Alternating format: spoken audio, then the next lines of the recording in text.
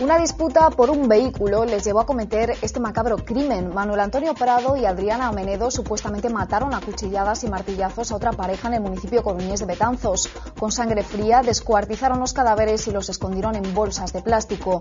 Los hechos ocurrieron en el 2008 y desde entonces los acusados están en prisión.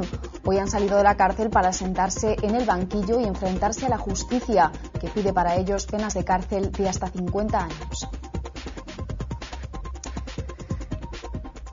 ¿Qué tal? Saludos, muy buenas tardes. Enseguida nos vamos hasta la Audiencia Provincial de A Coruña a ver cómo está transcurriendo esta primera jornada de juicio, pero en Galicia estamos también muy pendientes de la llamada Operación Capacho, que no deja de sumar implicados.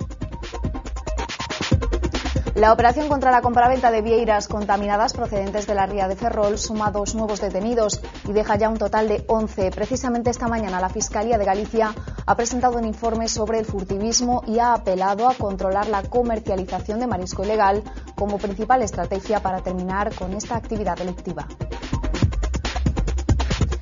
Un grupo de padres de Bertamirán, Senames, han protestado esta mañana por la falta de plazas en los centros escolares. Como solución temporal, proponen la instalación de módulos prefabricados en los terrenos de las escuelas. Continúa el rifirrafe entre socialistas y populares por el estado de las cuentas públicas. La portavoz del PP en el Congreso ha pedido hoy que el Gobierno diga la verdad sobre el déficit para recuperar la confianza. En Castilla-La Mancha, centro de esta polémica, los populares se han reunido esta mañana con el Gobierno en funciones, dejando a un lado las desavenencias de los últimos días, pero sin olvidarlas. Lluvia de críticas a Alemania por su gestión del brote de E. coli. El comisario de Sanidad europeo, John Dalli, ha dado hoy un tirón de orejas al gobierno de Angela Merkel por haber creado alarmismo y perjudicado a los agricultores europeos. Los ministros de Agricultura de la Unión Europea estudian esta tarde crear un fondo especial de 150 millones de euros para compensar a los productores afectados por la crisis del pepino. Y en deportes, cuenta atrás para el debut del Celta en los play-offs. Los jugadores piensan ya al 100% en un Granada que, según acabamos de conocer, viaja a Vigo sin su goleador Alex Geijo. Es el momento de dar la puntilla a los andaluces y encarar el encuentro de vuelta a favor.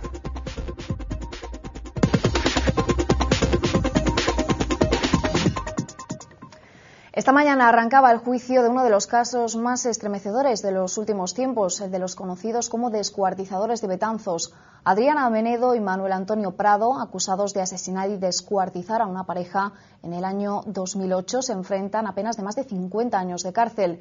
En la Audiencia Provincial de A Coruña está nuestra compañera Marta Fernández. Marta, muy buenas tardes. ¿Qué ha sucedido hoy en esa primera vista?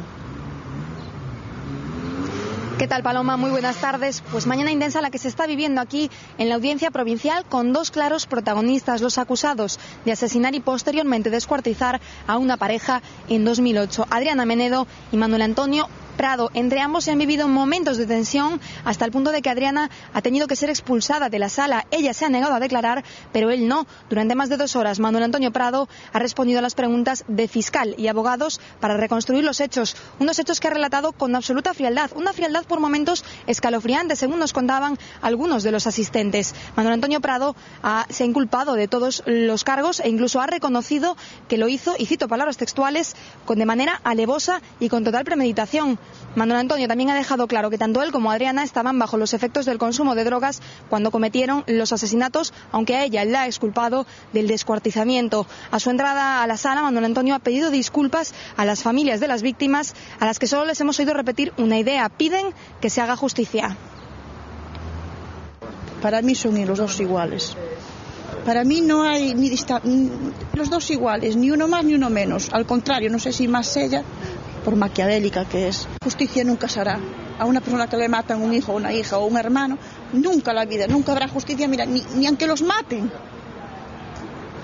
que es lo que yo me gustaría, ni aunque los maten, pagan la muerte de mi hermano y de su novia, y el sufrimiento de mis padres y de mi madre y de mis hijos, ni aunque los maten. Adriana Amenedo es una toxicómana con 2 hijos que no tenía antecedentes penales. Su novio, Manuel Antonio Prado, ya había estado en prisión por el asesinato de un taxista nordés al que le había asestado 34 puñaladas. Un crimen por el que cumplió apenas 9 años de prisión. Al salir, conoció a Adriana y en septiembre del 2008 ambos fueron detenidos por este doble crimen. Todo comenzó con una discusión el 5 de septiembre de 2008. Manuel Antonio Prado Ribeiro, autor confeso del crimen, se enfrentó a José Manuel Gómez Rodrigo en una disputa por un vehículo. A continuación lo mató a golpes de martillo y cuchilladas en su propia casa. Mientras, la novia del primero, Adriana Menedo Carneira, vigilaba a la novia de la víctima, Claudia Castelo Castro. Cuando ésta regresó a su domicilio, Prado Ribeira la asesinó de la misma manera que había matado a su novio. Los días posteriores, Manuel Antonio y Adriana se encargaron de limpiar la vivienda y descuartizar los cadáveres. Metieron los restos mortales en varias bolsas de plástico y un bidón y los abandonaron en la localidad ferrolana de Covas. Días después, la pareja fue detenida en Ribadeo. Los dos viajaban en un furgón. Desde entonces se encuentran en prisión por este macabro crimen. Vamos con más asuntos. La operación contra la compraventa de vieiras contaminadas procedentes del área de Ferrol suma 2 nuevos detenidos. Ya deja un total de 11. Se trata de un furtivo y el dueño de otro restaurante de Santiago que ya han declarado ante el juez. Los agentes hallaron en el interior de su local 140 vieiras supuestamente tóxicas. La Xunta continúa inspeccionando locales, bares y restaurantes de la provincia de A Coruña. En total han decomisado desde el jueves más de 1 tonelada de vieiras. Precisamente este último caso de furtivismo ha copado la presentación de un informe de la Fiscalía sobre esta práctica ilegal, un ejercicio que incide directamente en la Comunidad de Galicia y que supone el 36% del PIB gallego. El acto ha contado con la presencia de la consellera de Mar, Rosa Quintana, y el fiscal superior, Carlos Varela. Este último ha asegurado que desde la Fiscalía están maximizando sus esfuerzos para controlar la demanda de productos extraídos del mar ilegalmente. Quintana también ha recogido estas palabras y ha pedido responsabilidades a los ciudadanos para que adquieran marisco por los cauces legales, una batalla que es prioridad para el Gobierno autonómico. Estamos dicindo que todo aquilo que se adquira por os conductos legais de comercialización é o que responde realmente á calidade do marisco de Galicia. Todo o demais é machacar tanto a imaxe dos nosos produtores, da inmensa maioría dos produtores que traballan dunha maneira legal, como a imaxe do noso produto. En Vigo, la Policía Nacional ha detenido a una mujer que consiguió recaudar 600 euros gracias a un falso torneo de baloncesto. La detenida se hizo con el dinero gracias a la buena fe de los comerciantes que creían estar patrocinando un evento infantil. Al parecer, una mujer fue pidiendo a los comerciantes del barrio de Navia un donativo con el que poder financiar una competición. Un timo del que los dueños de los locales empezaron a sospechar muy pronto por el modus operandi de la timadora, y es que daban nombres y números de teléfono diferentes en cada empresa. Las imágenes filmadas en una de las tiendas y el modelo de coche de la sospechosa facilitaron las labores de detención a la policía. Ahora el juzgado de instrucción número 3 de Vigo investiga lo ocurrido. Pidió colaboración para un torneo de baloncesto femenino. A mí me dijo eso, a otros le comentó de futbito incluso y así. Y bueno, pues como estaba con un montón de gente, ni me paré a hacer comprobaciones ni nada. Nosotros acabábamos de abrir, hacía 3 días. Bueno, pues nos dijo que era buena la publicidad, que iban a hacer. Un compañero de aquí, bueno, le dejaron mal el nombre en el recibo para hacer la publicidad, el nombre de su negocio. Entonces llamó para ver si lo podían rectificar y parece ser que ya el teléfono no existía. Una nube de humo ha obligado esta mañana a desalojar una guardería de Santiago de Compostela. Afortunadamente se trataba de un simulacro. Como ven, los más pequeños han sabido guardar la calma mejor que muchos adultos. Cogidos de la mano, han salido tranquilamente, haciéndolo además en un tiempo récord. Bomberos y profesores han querido destacar la importancia de mantener la tranquilidad ante cualquier tipo de suceso, especialmente cuando hay niños pequeños implicados. A verdade é que os tempos son uns tempos moi bons. A resposta dos rapaces, a verdade é que nos quedamos todos moi sorprendidos porque aínda con todos os medios polo medio que sempre se distraen e demais o fixeron moi ben e foron moi guiadiños e saliron rapidamente para fora e a verdade é que foi unha experiencia moi boa. Seguimos hablando de educación. Esta mañana un grupo de padres del concello de Bertamiráns, en A Coruña, han protestado por la falta de plazas para escolarizar a sus hijos. Este año, más de 40 familias han tenido que matricular a sus hijos en otras localidades, dada la falta de plazas del colegio de Bertamiráns. Por eso reclaman una solución para evitar que los pequeños tengan que viajar más de 10 kilómetros hasta el colegio más cercano. Como solución temporal, los padres han propuesto la instalación de módulos prefabricados en los terrenos del centro. A estas horas continúa reunida la Comisión de Escolarización del Ayuntamiento para estudiar una posible solución. Teño un colexio a 40 metros da miña casa e me dicen De que a miña nena ten que levantarse ás 7:30 da mañán, coller un autobús, desplazarse 9 kilómetros, estar ali hasta as 2, volver a coller un autobús, volver a desplazarse 9 kilómetros e chegar a casa a comer ás 3 da tarde.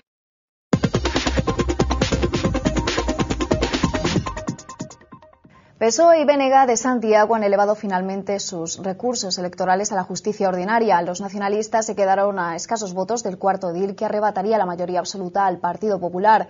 Desde el PP, esta decisión se ve como un bloqueo intencionado a la alcaldía en busca de réditos políticos e incluso para realizar adjudicaciones pendientes. Aunque se desestime el recurso, la investidura no se celebrará hasta el 1 de julio. Tenemos la sospecha de que puede estarse simplemente utilizando la administración municipal en este sentido, ¿no? En el sentido de, de realizar adjudicaciones que no deberían realizarse, o por ejemplo para endeudar al ayuntamiento, ¿no? Mire, la valoración que nos merece es esta, es decir, esto es un bloqueo del acceso al Partido Popular el día 11, se hace exclusivamente para retrasar esa toma de posesión. Analizar los plazos de la llegada del AVE a Galicia marcados en el Pacto del Obradoiro. Este es el eje central de la reunión que esta tarde van a mantener el consejero de Medio Ambiente, Agustín Hernández, y Víctor Morlán, secretario de Estado de Planificación e Infraestructuras. El Gobierno gallego pretende contrastar los estudios técnicos de la Consellería que fijan la llegada en el 2018 con las previsiones de Fomento que la adelantan a finales de 2015. Hernández ha avanzado que reclamará a Morlán todo tipo de explicaciones sobre plazos y licitaciones. La reunión estaba prevista para el 26 de mayo, pero fue anulada por el Ministerio, acusando a la Xunta de deslealtad. El AVE no es el único asunto que genera tensión entre la Xunta y el Gobierno central. La Ley de Financiación Autonómica es otro foco de roces entre ambas partes. En 2012 Galicia tendrá que devolver 500 millones al Estado, una cantidad que amenaza con descuadrar los presupuestos del próximo año. Pero el Gobierno de Feijóo confía en que ahora que el PP ha aumentado su poder autonómico, el Gobierno se ve obligado a ceder y posponer esos pagos. Las cuentas de la Xunta son cada vez más preocupantes y ponen en peligro el estado de bienestar. En el último Consello, Feijóo hablaba así de la situación gallega. A comunidade autónoma sigue atendendo os pagos. Non lle oculto que cada vez con maior dificultad. Los principales partidos de la oposición aprovechaban el anuncio de que Feijóo podría ser ministro en un hipotético gobierno de Rajoy para criticar su gestión. Feijóo está facendo unha política errática en relación co combate á crise económica, en relación coa defensa de Galiza. Feijóo pois vaise quedar en Galicia, lamentablemente para os galegos. Feijóo activó hace un año una ofensiva para posponer el inicio de los pagos hasta que la economía gallega creciese un 2%, petición a la que se unieron otras 8 comunidades y que no tuvo éxito. Pedro Puig, portavoz popular, defiende así la actuación del presidente gallego. Me parece particularmente pouco decente que se nos acuse de querer recortar o gasto social na actual circunstancia económica. Si Hacienda no muda su criterio, la Xunta lo tendrá difícil para evitar tijeretazos en la atención sanitaria, amenazada ya por la negativa central de liquidar 243 millones presupuestados del Fondo de Cooperación. El presidente de la Xunta pide responsabilidad al Gobierno central para afrontar los problemas de financiación de las comunidades autónomas. Alberto Núñez Feijóo insiste en la necesidad de hacer un análisis riguroso de las cuentas del Estado y advierte que el problema no va a desaparecer mirando para otro lado. As comunidades autónomas somos Estado. Trasladar o déficit público ás comunidades autónomas, non querer abonar os acordos do Consello de Política Fiscal e Financeira para intentar cumplir con Europa o déficit público da Administración do Estado é unha profunda irresponsabilidade. Por moito que se deixe o problema ou que non se aborde o problema non desaparece, o problema engorda e o problema se fai máis grande. Como ven, el estado de las cuentas públicas centra estos días el debate político. El Partido Popular ha arrojado el guante, dejando caer que el Gobierno no dice toda la verdad en cuanto a los déficits autonómicos. Los socialistas lo interpretan como una estrategia de los populares para preparar los nuevos recortes que van a acometer en las administraciones que controlan. Después del batacazo electoral de las municipales, el Partido Popular quiere desgastar aún más al Gobierno utilizando como arma electoral el agujero de las cuentas públicas de las comunidades. Decir la verdad a tiempo es el mejor mecanismo para recuperar la confianza. Tiene que haber un conocimiento profundo de cómo están las cuentas públicas para cumplir el objetivo de déficit. Para el socialista José Bono, la transparencia en las cuentas de las autonomías debe ser para todos por igual y no cebarse solo con Castilla-La Mancha, comunidad que los populares acusaron de estar en quiebra total. Todas las deudas que el Partido Popular manifiesta que la comunidad tiene, yo tampoco las conozco en ese detalle, todas las deudas podrían pagarse con la deuda que tiene Canal Nou, la televisión valenciana. Unas cuentas que también están en el punto de mira de los mercados. Bien lo sabe Mariano Rajoy, que ha inducido al presidente Zapatero a imponer fuertes recortes para que sea el Ejecutivo quien asuma la responsabilidad de plantearlos. Pero lo que también preocupa a los socialistas es la imagen del gobierno que están dando los populares ante los inversores, sobre todo después de que la agencia de calificación Moody's sentenciase que el gobierno central no tiene herramientas eficaces para reforzar el cumplimiento fiscal en el ámbito regional. El consejero de Presidencia de Castilla-La Mancha, Santiago Moreno, y el secretario general del PP regional, Vicente Tirado, se han reunido hoy después de todas las acusaciones mutuas de mentir sobre el estado de las cuentas públicas. En este encuentro han acordado que el traspaso de poderes se hará con normalidad, aunque las desavenencias entre ellos continúan. Moreno ha desmentido una por una las acusaciones del PP sobre la quiebra de las cuentas castellano-manchegas. También ha asegurado que en próximas reuniones aportarán a los populares toda la documentación para sustentar su versión. Los camioneros españoles pagarán un 30% más en los peajes europeos. El Parlamento Europeo va a dar el visto bueno a una norma conocida como Directiva Euroviñeta. La causa de esta subida se debe a que las tarifas incluirán los costes del ruido y de la contaminación. Hasta ahora, los precios se calculaban solo en función de la construcción y el mantenimiento de las carreteras. España está en contra de esta medida porque penaliza a los países periféricos. Los Estados miembros adoptarán la norma antes del verano. Después, los gobiernos tendrán 2 años para incorporarla a sus legislaciones nacionales. El debate sobre el Estado de la Nación, el último de José Luis Rodríguez Zapatero como presidente del Gobierno, se celebrará en el Congreso los días 28 y 29 de junio. La votación de las propuestas de resolución será al día siguiente, el 30 de junio. Así lo ha revelado el presidente de la Cámara, José Bono, a los portavoces de los grupos parlamentarios.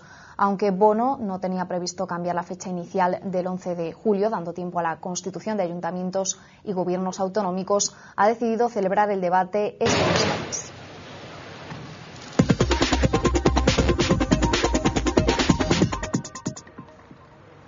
Hace apenas una hora que ha comenzado en Luxemburgo la reunión extraordinaria entre los ministros de Agricultura europeos para debatir las ayudas que se concederán al sector hortofrutícola por la crisis de la bacteria E. coli. La ministra española, Rosa Aguilar, ya anunció que se podrían emprender medidas legales si estas compensaciones no resarcen el daño causado a los productores nacionales, que subraya no han tenido nada que ver con ese brote infeccioso.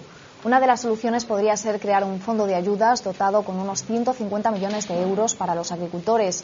Mientras, en España, la ministra de Sanidad, Leire Pagín, se ha reunido con los responsables de salud pública para analizar el impacto del brote en la seguridad alimentaria de nuestro país. Además de proponer un fondo de ayudas, la Comisión Europea también ha censurado esta mañana la actitud de las autoridades germanas. Le exigen que no generen alarmas innecesarias que están perjudicando gravemente a los agricultores europeos. Le reclaman pruebas científicas y más controles para evitar la expansión del brote.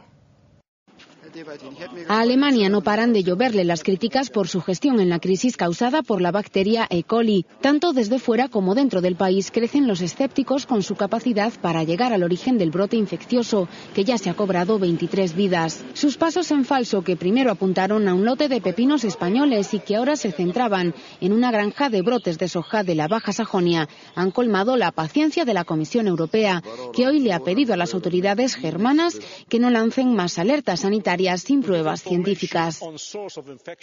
Más allá ha ido el eurodiputado de UPyD. Empuñando un pepino, Francisco Sosa ha censurado la imprudencia y la precipitación alemana, que tanto han dañado la imagen de los productos españoles. Hay que reivindicar el honor perdido de los productores de pepinos.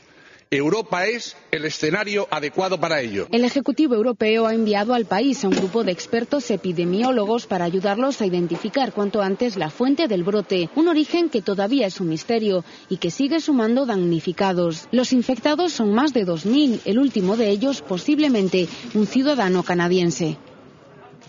El nuevo gobierno portugués de centro-derecha creará una autoridad presupuestaria independiente con amplios poderes para tranquilizar a los mercados financieros. Así lo ha declarado el futuro primer ministro Pedro Passos Coelho a un rotativo francés.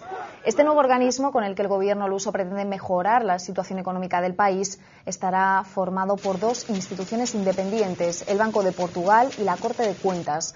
Passos Coelho ha asegurado que la institución la compondrán personalidades independientes, algunas extranjeras, para que la consolidación presupuestaria sea totalmente transparente.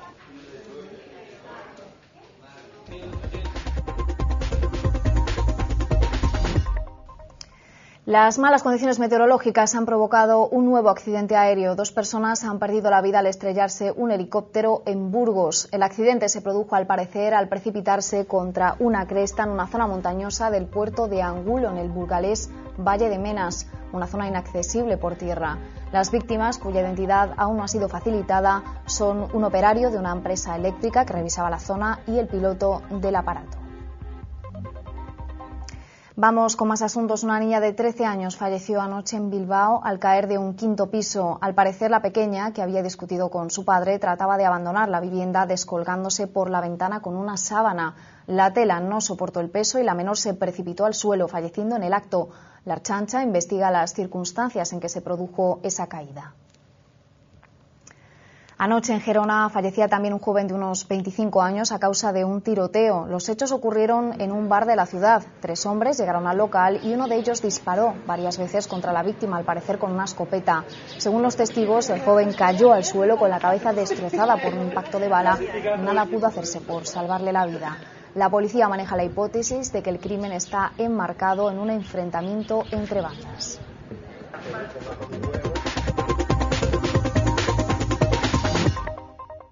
La violencia en Yemen ha tocado de lleno al régimen. El presidente Ali Abdullah Saleh continúa en Arabia Saudí, donde fue operado este fin de semana. Sufre quemaduras en el 40% de su cuerpo y colapso pulmonar. Los médicos que le han operado dudan de que el mandatario pueda volver pronto a su país. Las heridas que sufre Saleh fueron provocadas el pasado viernes por un ataque opositor. El vacío de poder que reina en Yemen está alentando la guerra civil que se libra sobre el terreno. Opositores al régimen controlan ya Taif, la segunda ciudad de Yemen. En las últimas horas han muerto al menos 15 personas por combates entre el ejército y grupos extremistas. En Siria, la violenta represión del régimen podría haber dejado la mayor masacre desde el inicio de las protestas. Según la televisión estatal, en las últimas horas han muerto 120 personas por enfrentamientos entre las fuerzas gubernamentales y manifestantes. El régimen responsabiliza de las muertes a grupos armados. Dado que el gobierno prohíbe la entrada de prensa extranjera al país, es imposible contrastar esta información. En el terreno político comienzan tímidos pasos hacia reformas democráticas. El gobierno de Bashar al-Assad ha creado un comité de expertos para estudiar la formación de nuevos partidos políticos. Nuevos bombardeos de la OTAN en Trípoli, la capital de Libia. Aviones de la Alianza han atacado el complejo presidencial de Muammar el-Gaddafi. Se han escuchado al menos 7 explosiones de gran intensidad. La capital está siendo bombardeada en los últimos días de forma más intensa por las fuerzas de la OTAN. Atacan durante el día, no solo por la noche, como al comienzo de las operaciones. Entre tanto, sobre el terreno continúa la guerra entre las fuerzas gadafistas y los rebeldes. Los opositores aseguran haber tomado la ciudad de Jafran, a tan solo 100 kilómetros de Trípoli.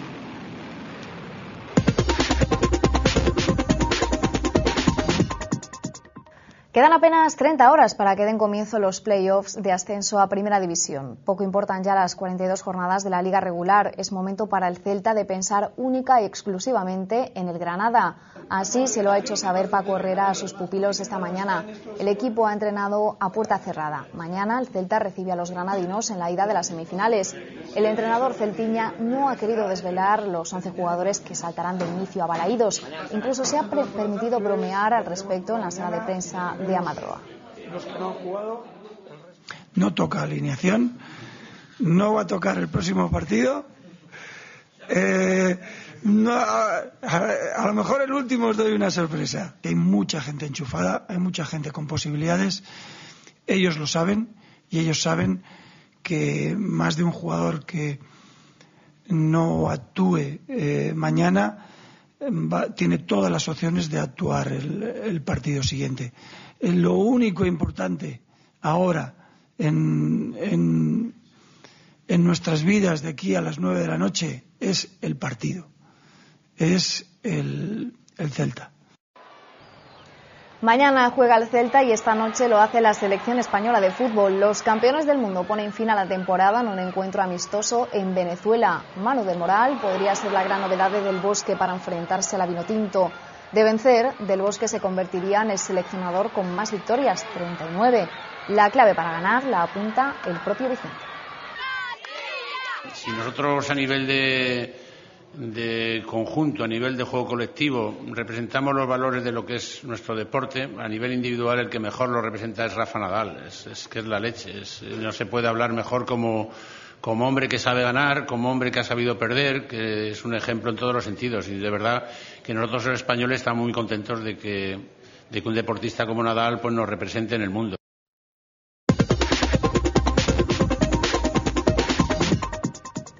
Melide fue el escenario escogido para la presentación del proyecto Vinos y Sentidos, un nuevo concepto de bodegas que reúne la calidad de los vinos ecológicos, los platos de la tierra y la música en directo. Una fusión de elementos ecológicos que despiertan pasiones. Esa ha sido la inspiración de la bodega melidense Casa Alongos. Fomos agrupando, collendo un pouquiño, facer un maridaxe gastronómico e cultural que titulamos como Viños e Sentidos e que intentamos proyectalo tamén para outros sitios. Este nuevo concepto de bodegas acoge vinos ecológicos, pero ¿en qué se diferencian? Un viño ecológico sempre distinto, sempre de máis calidade. Hai que pensar que son viños que proceden dunha viticultura na que se mantén a biodiversidade da viña. Vinos ecológicos, tapas con productos artesanales y música en directo se dan cita en este evento para enriquecer nuestros sentidos y darle un toque minimalista. La intención de este innovador proyecto es que cada uno deje volar sus sentidos. Coges el plato y el vino que tú quieras, pero tú ya las probaste anteriormente, entonces decides qué plato, qué canción y qué vino marida mejor para ti. Todo regado con música en directo para que nuestras sensaciones terminen de despertar, porque ya se sabe. El vino dicen que alegra el alma y cuando estamos alegres cantamos, ¿no? Entonces sí que hay una conexión ahí, ¿no? Si les gusta la idea, pongan los 5 sentidos en estas bodegas. Así nos despedimos de momento, pero ya saben que en menos de una hora, a las 4 en punto, volvemos con más noticias aquí en Galicia, Nube Televisión.